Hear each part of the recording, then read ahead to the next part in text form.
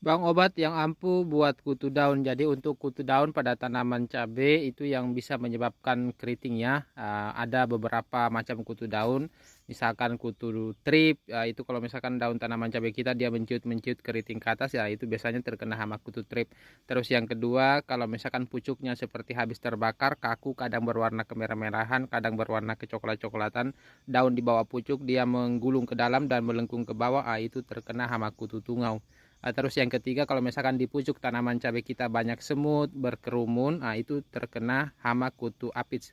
Itu untuk mengatasinya itu agar tanaman cabai kita terhindar dari keriting daun itu, yang sering saya rekomendasikan itu ataupun yang saya gunakan itu, saya menggunakan bahan aktif abamectin.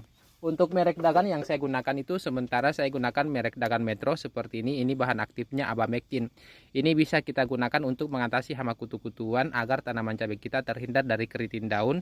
Ini kalau merek dagan Metro ya, kalau pakai merek dagan Metro ini dosisnya cukup gunakan 1 mili per liter, bisa dicampur dengan fungisida, bisa dicampur dengan pupuk daun, bisa dicampur dengan ZPT ataupun asam amino. Seperti ini. Dan di pasaran itu banyak sekali ya untuk bahan aktif abamectin, misalkan apa ya, Agrimek ya, itu juga salah satu yang bisa kita gunakan.